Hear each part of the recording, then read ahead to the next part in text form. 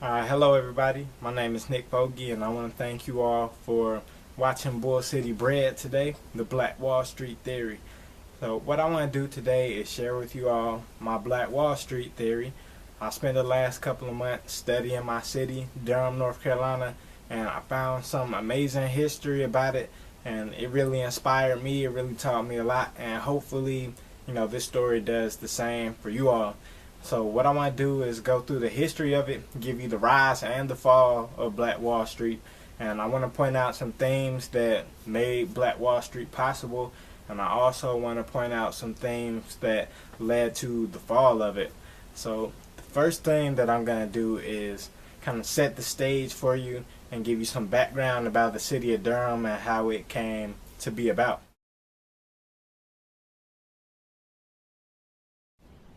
Durham started developing in 1849 when the North Carolina Railroad Company decided that they wanted to build a railroad in between two major cities in North Carolina at that time, which were Hillsborough and Raleigh. So they started surveying in 1849. They actually acquired the land that this railroad would go through from a man named Dr. Bartlett Durham, and that's where our city gets its name from. Now, in building this railroad, they also built a railroad station, and it was called Durham Station in honor of the man who gave the land to make all this possible. Now, construction started in 1850, and they finished the railroad in 1856. Now, during this time in history, this was very important because the railroad back then was like the internet now. It was the revolutionary way of commerce. It made it a lot easier for people not only to travel but to also transport goods that they had. So this really changed the game a lot. And following the completion of this railroad, people started settling around the station and along the railroad, and it grew into a small settlement. And in 1858, a man named Robert Morris, he moved into the area, and he actually established Durham's first tobacco processing factory. Now, Durham and North Carolina is in the South, so this was an agricultural society. There were a lot of farmers here, and one of the cash crops in North Carolina was tobacco. Now, people were growing this and selling it at this time, but when they were selling it, it was still in a raw form. It still had stems and it was leafy. It wasn't ready to be smoked yet. So when he built this factory, this was really what planted the seed for industry to come into Durham, because now people could grow their tobacco and take it right into the city and have it processed and shipped out. And this saved people a lot of time, and it saved them a lot of money. The timing and placement of all this happening was very key because all of this happened right before the Civil War started. And when the Civil War occurred, that's when tobacco became very popular in Durham. The brand that Robert Morris was pushing was called the best flavored Spanish smoking tobacco. And soldiers, they smoked this tobacco and they really enjoyed it. And Durham was kind of a midpoint during the war because in North Carolina, there was a Confederate base in Greensboro and the Union base was in Raleigh. So towards the end of the war in 1865, when one of the biggest surrenders of the war was being negotiated in Greensboro, where you can actually still see this historic marker today, and it's called Bennett Place. Durham was the midpoint, so soldiers would come here and they would smoke and drink and kind of just live a life similar to what they were living prior to wartime. Now, as this is going on, the economy is really bad. Inflation is high, and people don't really have any money. People don't have, a lot of resources because war is ravaging the land, and soldiers pretty much rule, and they can do whatever they want to do. So what happened was in 1865, Robert Morris, he had been bought out previously by a man named John Green, and soldiers broke into his warehouse and they stole all of his processed tobacco. Now, Green, he thought this would actually ruin him, but this actually made him and Durham very popular and known for tobacco. Because of the quality of his product, when all these soldiers left and went back to their home states and towns, they wanted more of this, so they sent back into Durham for more of this tobacco. and this allowed for more small-time farmers to start getting into the industry and producing tobacco and selling it. John Green actually took on a partner, and his name was William Blackwell. And when this popularity started rising, what they did was brand their tobacco again. They called it Genuine Bull Durham Tobacco.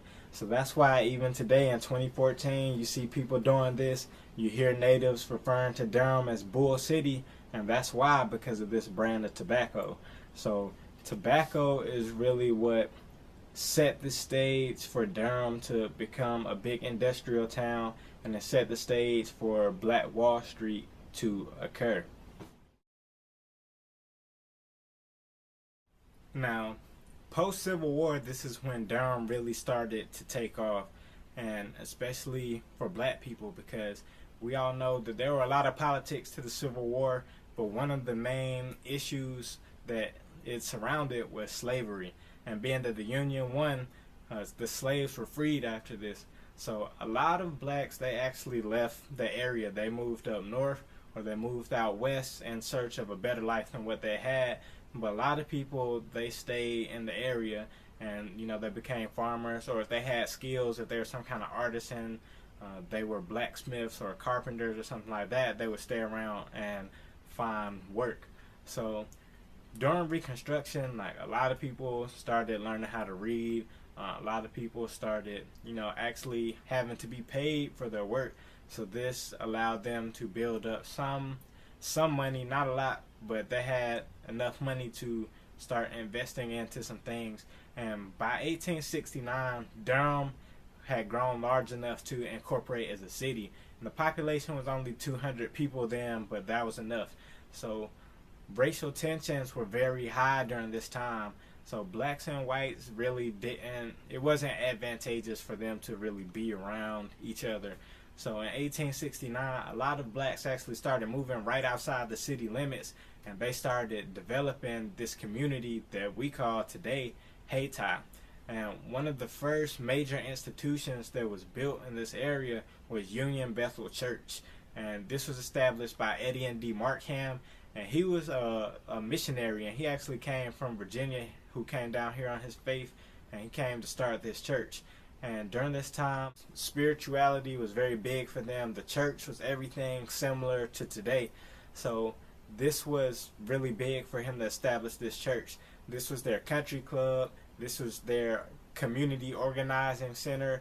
This was their social club. This is where blacks did everything during this time. Churches were very important. So after he established this church, a lot of people started buying land, and they started building houses up around this church. And people who were building these houses, these were all black carpenters and masons and factory workers and farmers, and they used their own two hands to build up this community. And this was so huge, especially because of the placement of it, because it was close enough to Durham, the city, where those who worked in factories, they were close enough to go to work, but at the same time they were far enough away that they would not be discriminated against or attacked by whites for the most part. So in 1869, there were 7 tobacco factories in Durham. They produced 16 million pounds of tobacco that year. By 1880, the number of factories had doubled to 14 in Durham, and they produced 36 million pounds. But these people were working really hard, overtime, white people and black people producing tobacco here. Durham was a tobacco town, and people are still moving into Hayti, buying land, building houses, building churches, and the area is growing, and it actually grows so big that in 1901 it's annexed into the city and actually becomes a part of the city of Durham. Health is really bad at this time because there's no sanitation, there's no sewers, there's no medicine at this time, and people are working really hard. People actually get up around 4 a.m. and go work in the factory until 8 o'clock that night. Then walk home a couple miles and then have to get up and do it again. In 1900, the life expectancy for black men was actually 32 and a half years. It was only a year more for black women, being 33 and a half years. So people weren't living long lives, people weren't living a good quality of life at all, but they still managed to build this area up. So the way people were living at this time, that was actually the spark for what made Black Wall Street. There was a man named John Merrick. John Merrick was born a slave, and he became free. He learned how to read during Reconstruction at a freedman school, and he became a brick mason, and he was a barber. And so he worked with some prominent white people who had a lot of money. He cut their hair, and he saved his money, and he did what he had to do. And he didn't like seeing his people in disarray. And what he actually did, he chartered a fraternal organization in North Carolina in 1883, and it was called the Royal Knights of King David. So he joined up with some people in the area at this time. Out of this grew North Carolina Mutual and Provident Association. So they first organized this company in 1898. And the first year they actually lost money because they couldn't get enough people to, invest with them. And a lot of the people who initially started it, they pulled it out. But they didn't give up. They reorganized the company, and in 1900 they reopened up. It was John Merrick, a man named Charles Clinton Spalding, and Dr. Aaron Moore. And if you're from Durham, there are actually some buildings named for these people in the city right now. C.C. Spalding, the elementary school. Merrick Moore is another elementary school. This is who these schools are named after. But they reopened up in 1900, and they never looked back from here. They went out and they got people to invest in bonds with them, and they provided for their people. This is a bad time. People are not living. People are dying from being overworked. People are being lynched. People have poor sanitation. So it's nothing for somebody to die. The life expectancy is 32 years. So for them to start an insurance company that's basically saying, if somebody dies in your family, we got your back, that's monumental. The aim for them was not, they didn't start this to get rich. That wasn't their priority. They brought what people in their community needed to their community. They invested in real estate with the money that they made from here. John Merrick, he actually got contracted out to actually take lumber out of old warehouses, old tobacco warehouses in Durham, and he used that money and that lumber to build houses in Hayti. And it got to a point where North Carolina Mutual, they actually owned so much real estate that they had to start a separate company, which was the Merrick Moore Spalding Land Company, and they had to put their real estate there. So that's how big it actually got. They were innovative. They built up their community with recycled materials. So that was really important, and that was a leadership. Not only did they do that, but their first building that they built, it wasn't just them in this building. There were other companies that allowed other businessmen to come in and use this space. They allowed doctors to come in and use this space and use medical facilities. Even though insurance was being provided in case of, the citizens of Durham felt they could do more for preventative measures. In 1901, Lincoln Hospital was built. Terrible sanitation at this time. And there is a white hospital in Durham at this time, but of course, they're not serving black people. George Watts Hospital, that was the name of the hospital. Dr. Aaron Moore, he was the first black physician in Durham, and he actually went to Shaw, and he graduated from their medical school. Shaw was the first 4-year medical school for black people in America. So that was another major accomplishment for the school and for Moore. But Washington Duke and George Watts, they were actually going to use money to build a monument on the campus of Trinity College. Trinity College is today Duke University. They were going to build a monument to slaves on this campus for their loyalty during the war. But these men actually convinced Duke that it would be better to use the money to build a hospital for blacks, not only because they needed a hospital, but because black doctors needed a place to practice on their own, and instead of having just a wing in the white hospital, because we were going to outgrow that way too fast. So they were able to talk them into this, and they made it happen. They built this hospital, and Aaron Moore, he headed it, the first black physician, as I said, and he actually worked there for some time with no compensation at all. Again, this was not about getting rich. This was what people needed, and this is why they did this. So Lincoln Hospital was built, and it actually grew. In 1903, they started a nurses academy in the hospital where they began training nurses, getting people who could travel around to people's homes and help them with their medical needs. By 1910, they had actually grown too large for the initial facility, but they went on and they added a full nursing program. The original Lincoln Hospital burnt down in 1922, but it was rebuilt and reopened in 1924. And when it reopened, it was a new state-of-the-art facility. It was a much more durable building and was better equipped for what they needed at the time at Lincoln Hospital. This hospital actually survived until 1976, when it was merged with Watts Hospital to become what is today Durham Regional. The next major success in continuing to develop Black Wall Street in Durham was the establishment of Mechanics and Farmers Bank in 1907.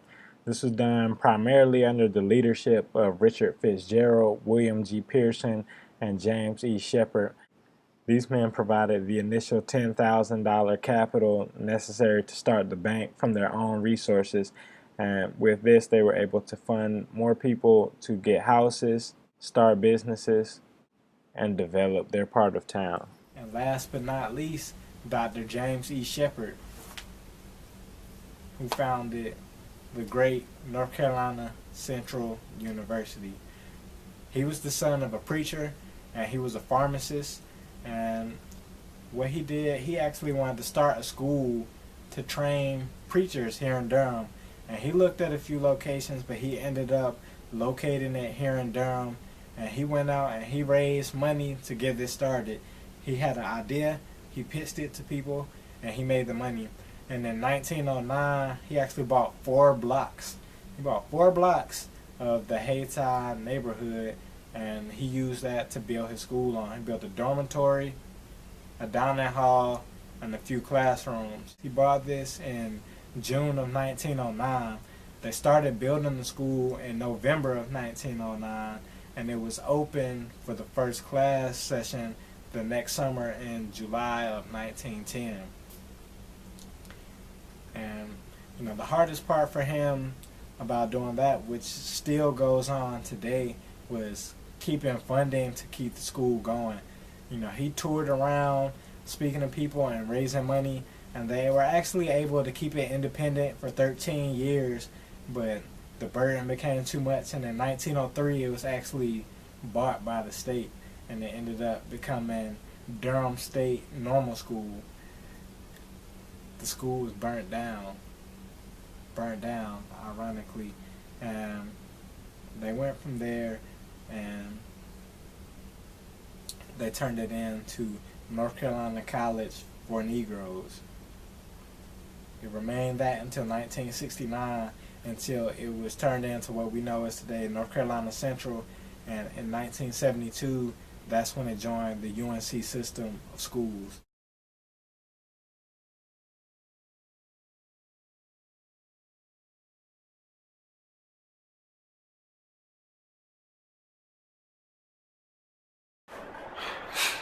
So by 1920, Black Wall Street was pretty much fully developed. And at its height, Black Wall Street was amazing.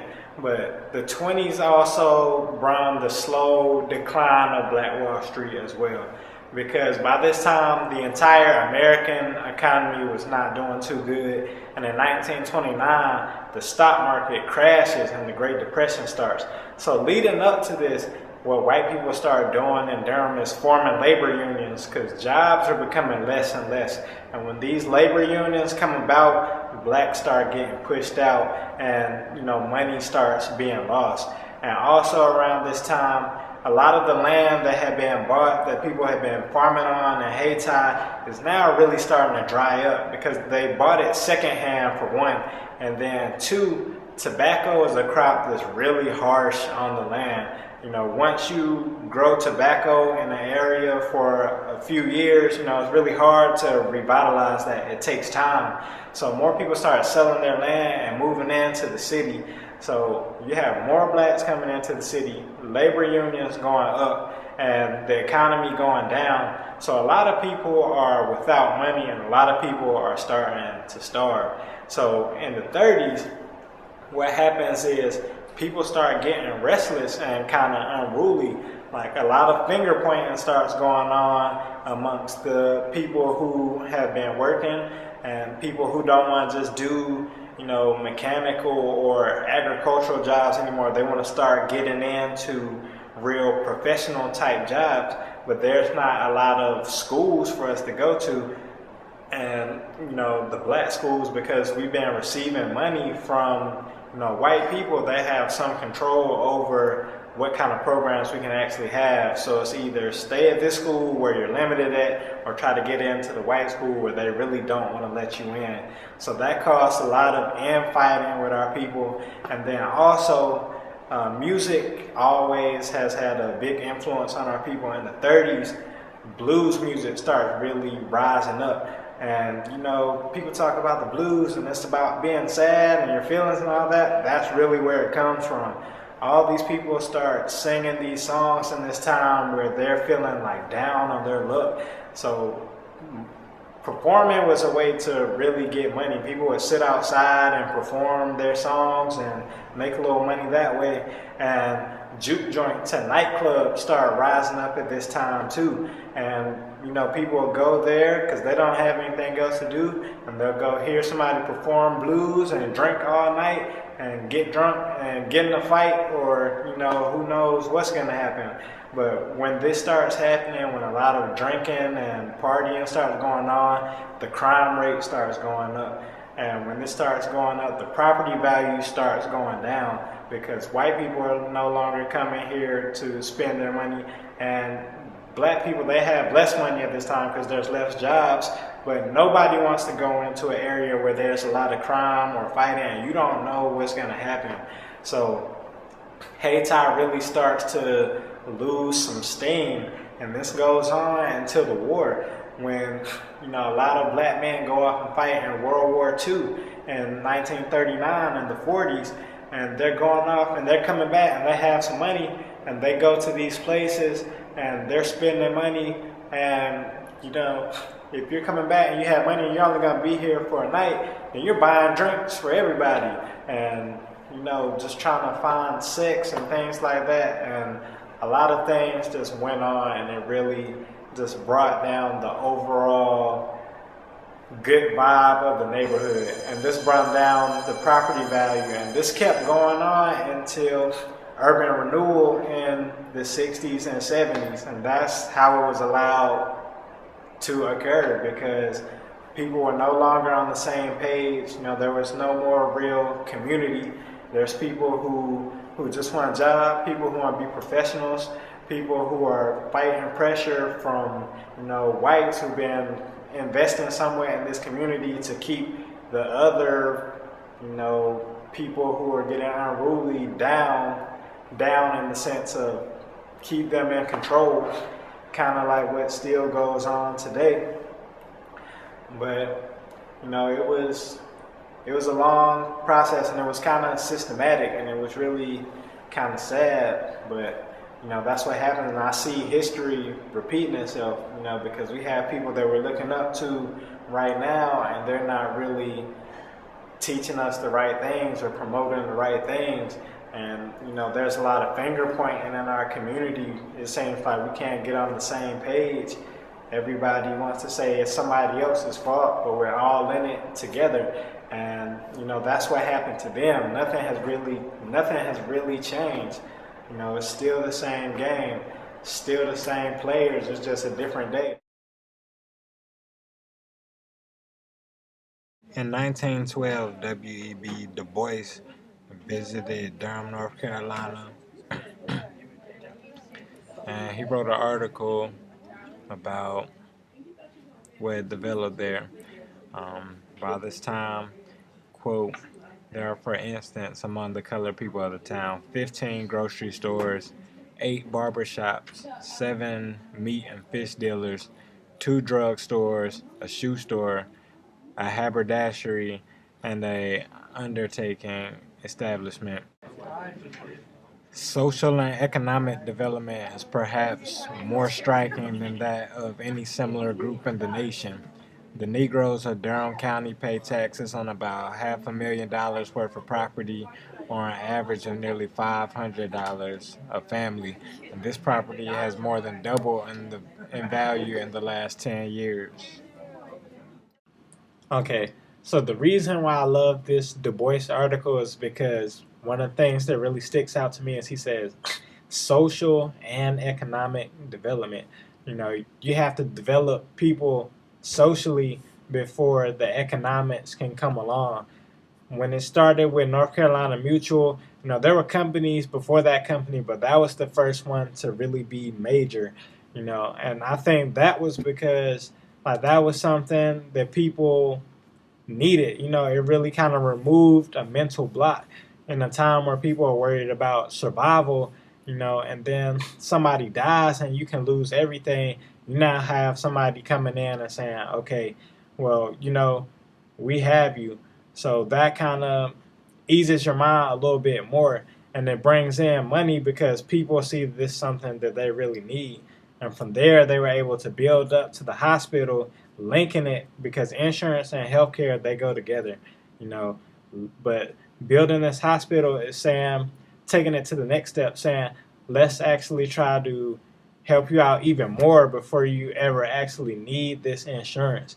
And I think those first two parts were really key because without people, if people are not alive and healthy and able to contribute, like the rest of society is not going anywhere, you know. So I think that was really important to really improve upon the lifespans and the quality of life of what they could for their people. And then that spun into the real estate company.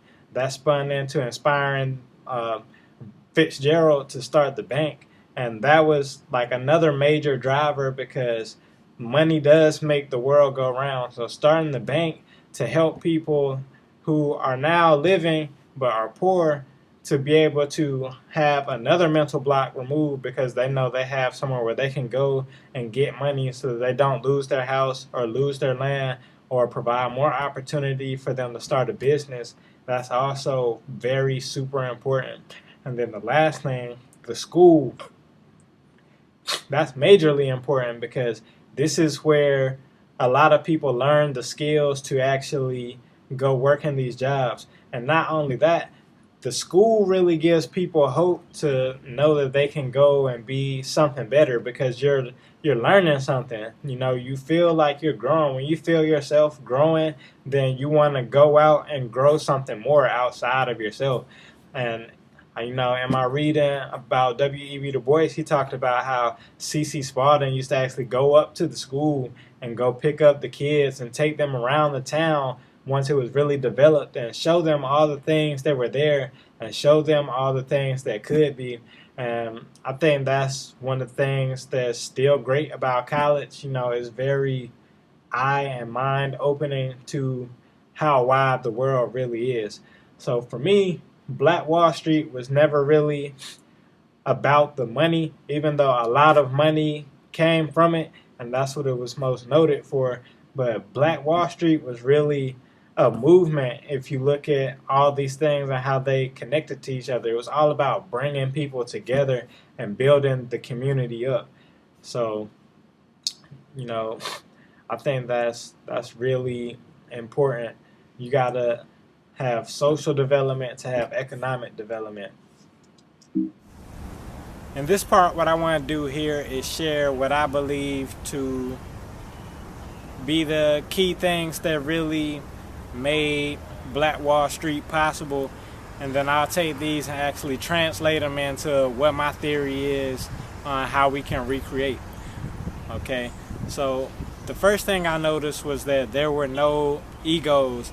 Everybody looked at each other as if they were on the same level, and they all worked together to build up the area where they were at. And I think that was very important.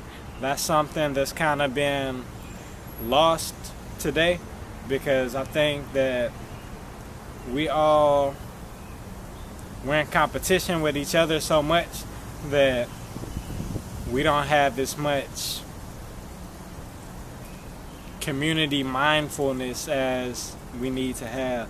You know, it's almost like once I make it, I'm good, and you know, that's what it should be. But you know, I don't really think that's right, because at the end of the day, we're all on the same team. We all want the same things. We all want to eat. We all want shelter, clothes, and we all want to be loved. So we should help as many people get that as possible. Now, at the same time, I understand that the way society is now, we have to go through so much hoops to actually get money. You know, I can understand why, you know, it's not always easy for us to want to share, and that's myself included, you know, but I think that we can all be better about doing that, and our community will be better for it. Okay. Now, the next thing was that everybody empowered each other. Now, as I said, everybody looked at each other as they were on the same levels, and in doing this, you know, they shared their resources to build up for the greater good. And I think that was really important, because, you know, greatness is too big for one person, you know, so they had to have everybody on the same page with what they were trying to do, because your team is only as strong as your weakest link.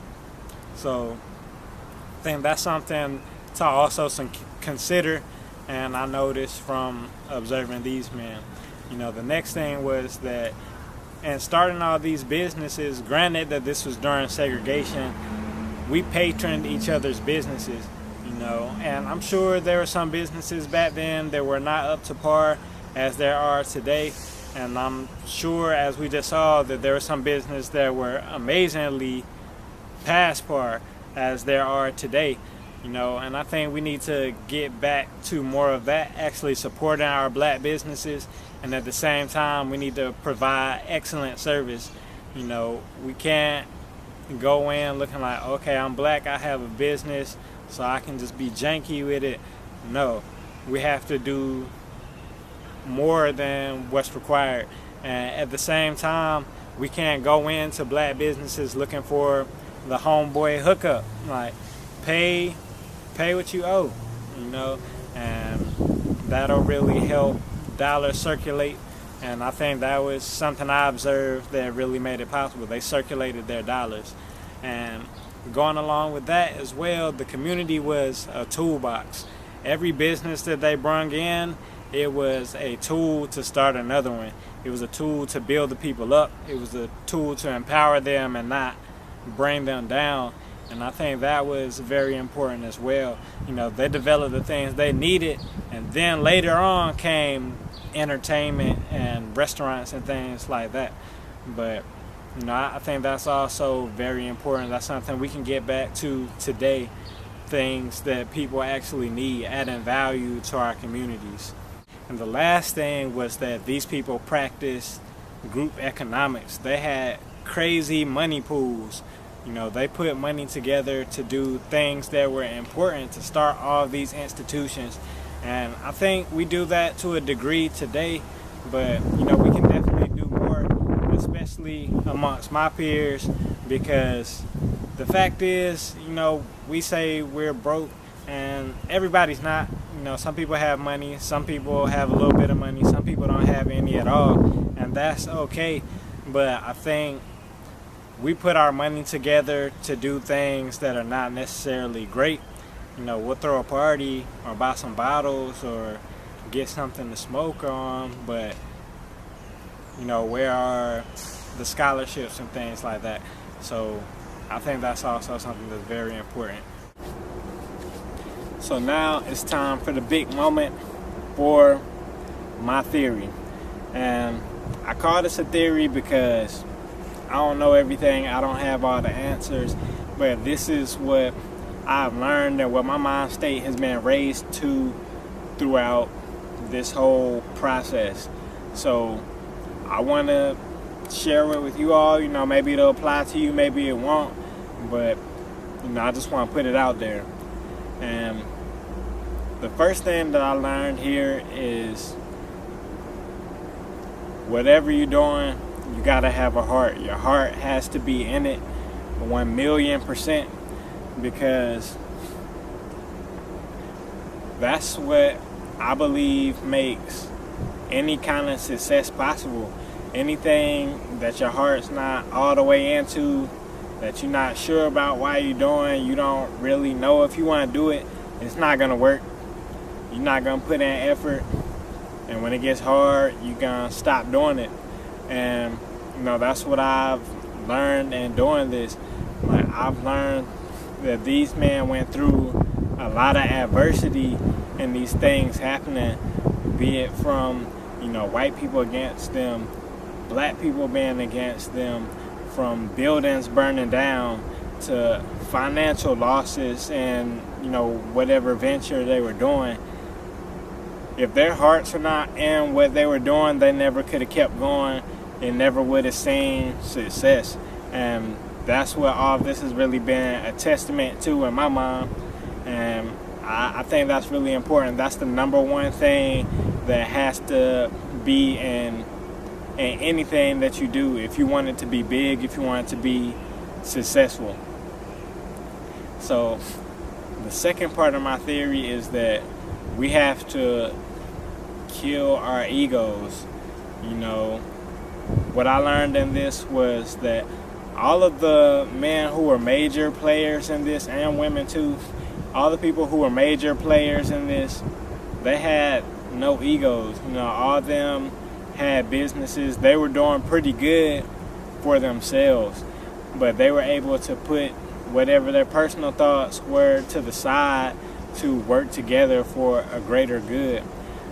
And even with the people who were not directly involved in organizing or building these things, these men and women never looked down on those people. It was never like, we're up here and you're down here, so you don't even deserve to be a part of this. No, because they were up here, they looked at that as responsibility to look out for people who were lower on the chain, you know, lower, if you will.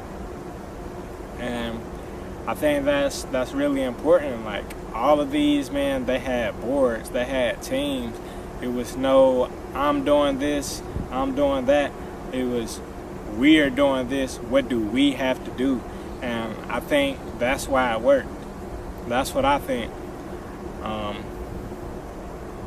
You know, it takes everybody. It takes everybody putting in a concentrated effort for something that may not be directly for you. You know, you may already be rich, you may already be poor, but at the end of the day, if a good idea is put in front of you, why would you go against it? If it's gonna benefit people, if it's gonna make a big impact, you know.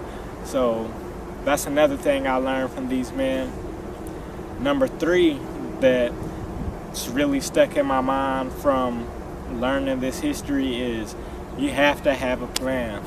You have to have a plan. All of these men, they knew exactly what they wanted to do when they started these group ventures, and they shared this with other people and got them on board, and that was how it grew, how it became big, and how it became powerful. You know, there's a collective conscience involved with it. You know, one person can have the idea, but you can't do it all by yourself. Like, we can't do it all by ourselves. So a plan is really important as far as getting other people involved and being able to execute, because you keep yourself on track and you have actual objectives that you're going to achieve. Alright. Number 4 is persistence. You know, like I said, that goes along with having your heart in it. It goes along with killing the ego, and it goes along with having a plan, because when you know where you're going, you know why you're doing it, you know who you're doing it for, then you know it's a lot easier to execute, you know. So that's extremely important. And there's gonna be setbacks. Like, you're gonna look stupid at times, you're gonna make mistakes, and you're gonna find out that, you know, the plan you had may not be the best plan of action to take, and that's okay. That's part of being persistent, being able to say, you know what, that wasn't right, that wasn't the best thing to do, let's go back to the drawing board and let's draw up something else, let's build on what we just did. And I think all these men did that.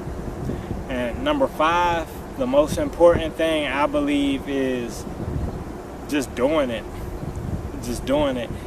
You know, whatever you're gonna do, you know, other people are gonna be involved as it grows, but it only takes one person, it only takes one spark to get people rolling. So get out there and do it, and have that mind state, like, for a little bit at least, you're gonna be the only person doing this. You're gonna be the only person who sees the vision, sees the value. But as you go along and you keep being persistent, you keep your heart in it, and you keep your ego small, and you develop your plan, more people are gonna come in and it's gonna grow. But none of that can happen if you don't get up and go do it. So those are the 5 main points that make up my theory about how Black Wall Street can be recreated. So yeah, thanks.